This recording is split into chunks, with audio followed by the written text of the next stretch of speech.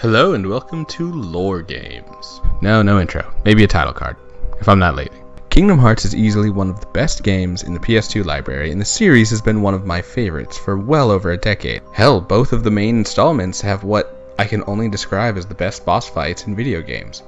For KH1, yes, I'll be saying KH out loud from here on out because the whole phrase Kingdom Hearts is too long, and I'll have to be using the full phrase to represent Kingdom Hearts, the place, object, thing, whatever. Anyway, KH1's Riku fight at the end of Hollow Bastion is my favorite in the series, and Roxas' fight from Kingdom Hearts 2 is a close second. Ironically, while Riku got neutered in the Final Mix version, Roxas wasn't added until his own Final Mix brought his incredibly paced fight into existence. However, when it comes to putting together the Kingdom Hearts story, KH story is off to a great start.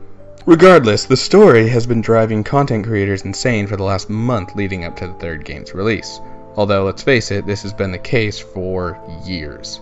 Today though, I'm not looking to create a timeline because everyone already has, and it's actually not that hard to follow. The main problem comes from 3 different plot points that turn everything on its head, and one annoying naming convention that I'm just going to gloss over. So from here on, I'll go ahead and say spoiler alert, even though I already just spoiled 2 things on 2 15-year-old games.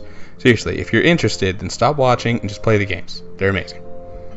The first topic today is, who is Xehanort? In the first game, we're introduced to the main villain, Ansem, Seeker of Darkness. However, this isn't the actual beginning. Obviously, there's a ton of backstory to come through, and every spin-off game has been slowly dripping information into lore bit by bit. The introduction to the original Xehanort actually comes from Birth by Sleep, arguably the best of those side projects yet. In this game, he is known as Master Xehanort, and he is obsessed with the Keyblade War and the Kai Blade. Yes, I said Kai, not Key, because that is the annoying naming convention that Xehanort himself gives an easy out to before constantly making it confusing. Key,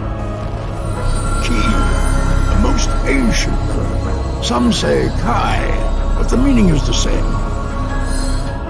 The Kai Blade is some sort of super weapon bound to Kingdom Hearts, the object, not the game, but that's less important. All you need to know is that it's the major motivation for Xehanort. Anyway, in that game, the old man Xehanort decides that his decrepit old body won't last long enough to see the end of a new Keyblade War, and therefore the reformation of the Kai Blade.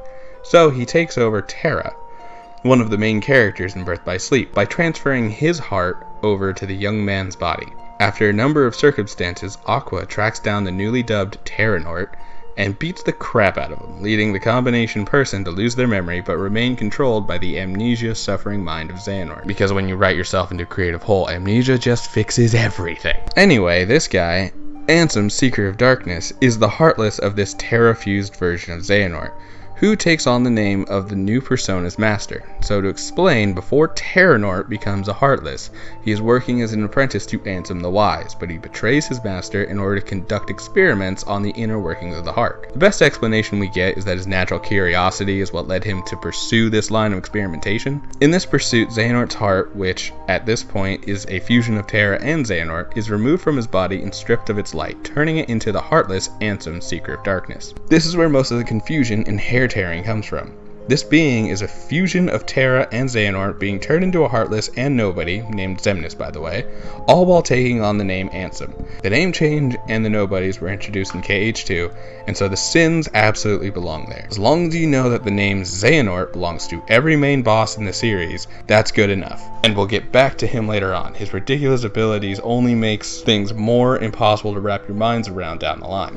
The second thing that makes the story difficult to explain is the fickle nature of the Keyblade in KH1, and the fact that anyone could easily become a Keyblade wielder somehow later on in the series. Towards the end of the first game, it's revealed that Sora was not the Keyblade's actual chosen one. Instead, it was always supposed to belong to Riku. But when the angsty hunk of way too young for me to continue this joke succumbs to / embraces the darkness, the Keyblade instead chooses to attach itself to Sora, since Mr. Lightheart, bestest of all boys, actively tries to fight this darkness. My original theory as a kid thought that it might have to do with his heart being fused with Kairi, but that cutscene hadn't happened yet, so no. Kairi's not involved in this instance of Sora getting the Keyblade. Then, Birth by Sleep released and revealed that Ventus's heart was fused with Sora, making him the nearest bequeathed person to be able to take the Keyblade. And that word bequeathed was not my choice, but the game's. The bequeathing ritual, much like sword passing ceremonies common in Japanese films and theater, but questionably present in actual history, is a ritual that readies new would-be wielders to claim their own Keyblades. While Sora was never given the ritual, both Ventus and Riku were. This is why when Riku calls for the Keyblade in KH1, 1, he is able to take it from Sora. Similarly, when Sora calls on the power of his heart and his connections to his friend, as well as the two people whose hearts are currently residing inside of him, two people who have been bequeathed before, Ventus and Kairi, he is able to take the Keyblade back from Riku. And yes, Kairi was also bequeathed. This happened again in Birth by Sleep, sort of accidentally when she met Aqua, one of the 3 playable characters of that title. Additionally, it was Terra who bequeathed Riku.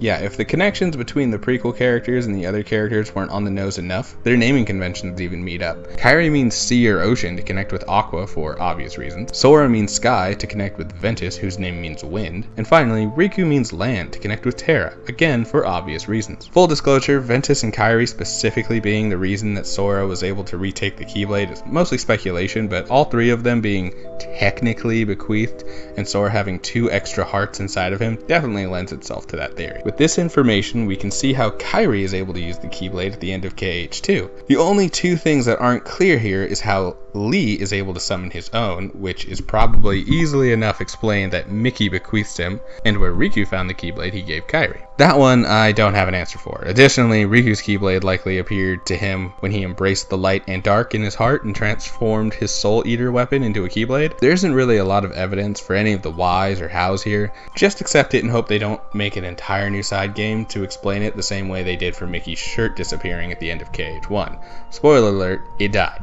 Like, it faded away the same way some of the characters have when they met their overly emotional and eventually retconned fates. Moving on, the third major plot point is, what is Kingdom Hearts? For now, let's say that there are currently 3 Kingdom Hearts in existence. 2 false objects created by Xehanort's Heartless and Nobody in the attempt to find power he either couldn't comprehend or had ulterior motives about that wouldn't be revealed until the 3DS game. Seriously, please stop retconning and spin-offs. The first is found at the end of KH1. This is the false Kingdom Hearts created by Xehanort's Heartless, aka Ansem Seeker of Darkness. Just remember, they're all Xehanort, and that's all you need to remember. This one, which took the form of simply a door, well, giant and ornate, but comparatively simple object, was created by the destruction of countless worlds in the time between Xehanort's betrayal of Ansem the Wise and the destruction of the Destiny Islands. Ironically, the Destiny Islands is both the first and last world we see destroyed in Kingdom Hearts 1, and is likely the only one that's destroyed after Sora gets his Keyblade. Although, the destruction of these worlds could have possibly been happening for the last 10 years or so who knows how many were actually in the end of the world at the end of the game.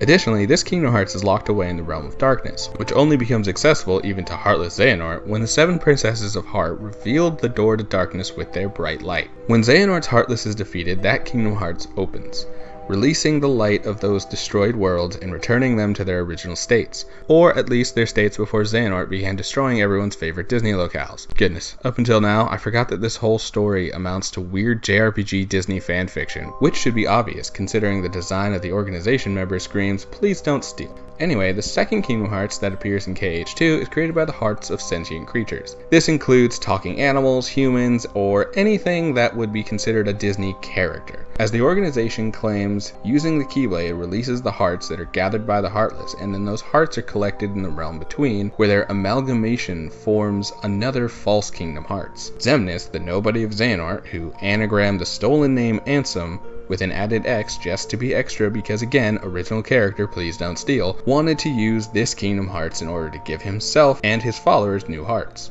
Although that was retcon in Dream Drop Distance to have been a ruse to explain that Xemnas actually only meant to use this to force his own heart into the other members of Organization 13. The third and final Kingdom Hearts is actually the only real one, and also the most interesting one. It is the counterpart to the Keyblade. You know, the one that old man Xehanort was after before he lost his memory. In essence, Kingdom Hearts, the real original Kingdom Hearts, is the heart of the original world, the one from before the Keyblade War. For backstory on that, over 100 years before the original game, there was a war between a bunch of Keyblade wielders.